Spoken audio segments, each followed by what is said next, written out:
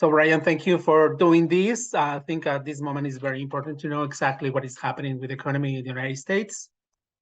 So, what is the Biden administration's main concern about the economy, and when do you believe people can see better conditions that they are seeing at this time?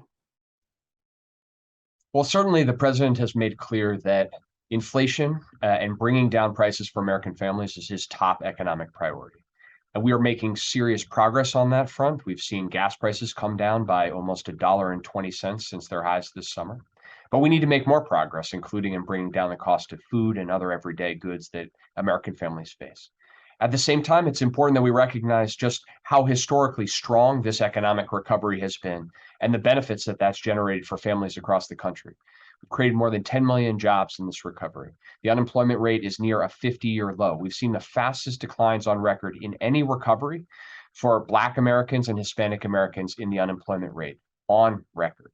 All of those things have strengthened families' household balance sheets. And so saving rates for homeowners, the value of their home, these things are providing a degree of resilience in our economy.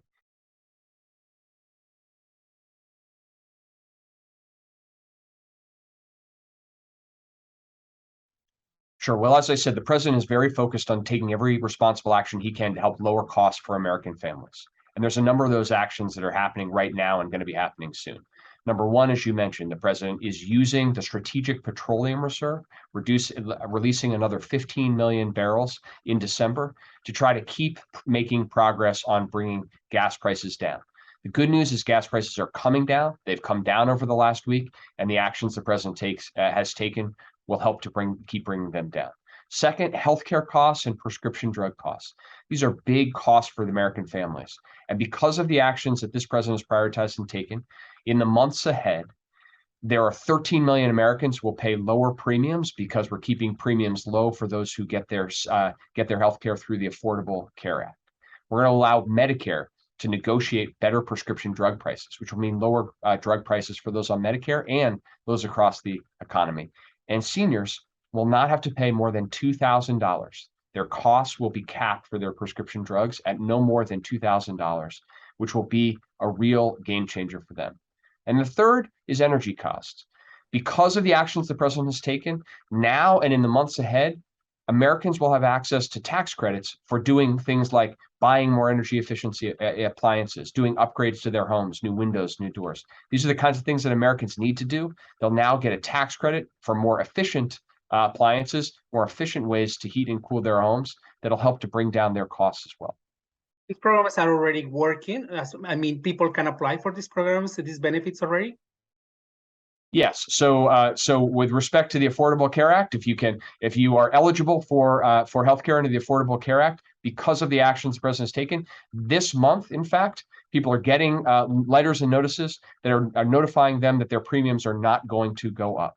With respect to energy, many of the tax credits that passed in the bill the president signed in August are available immediately.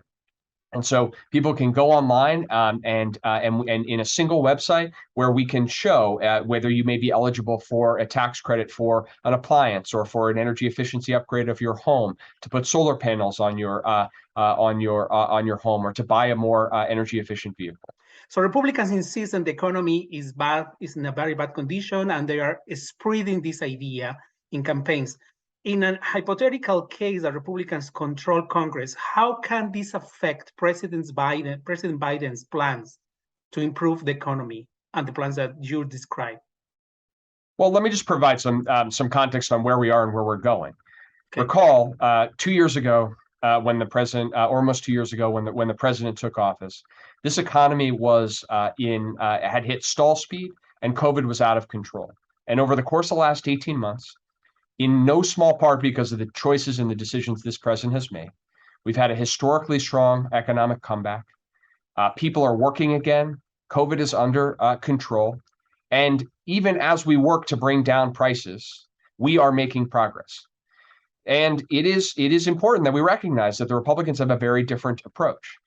They are focused on repealing the measures that would actually bring down healthcare costs, bring down energy costs, bring down prescription drug costs. They are focused on extending permanently tax cuts, particularly for the wealthiest Americans and the largest corporations, which would drive our deficits up as well.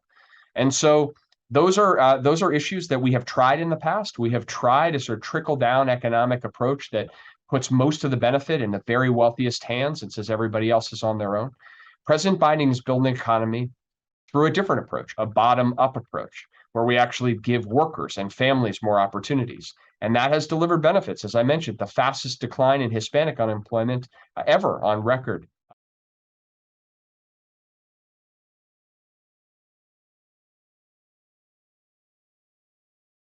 The Biden economic philosophy is actually built on bringing people into that equation, dealing everybody in on the game. And that has benefits that are broadly shared, but benefits that are incredibly important for the Hispanic community. And as I mentioned, not only the fastest decline in the unemployment rate, we've seen record increases in small business creation and entrepreneurship across the board in our economy, but also among the Hispanic community. And that's the kind of opportunity that we believe is possible when we have the right policies that are focused on working families. And we have a lot more work to do. We understand that it's been a tough challenge with the pandemic and the challenges the last couple of years, but we are in a better place than we were when the pandemic was raging and this economy was on its back. And you can see whether it's in the unemployment rate or entrepreneurship and small business creation or in manufacturing coming back to all parts of this country, the opportunity if we stick at this strategy of building from the bottom up in the middle out. Okay, thank you so much for doing this, Brian. Thank you very much.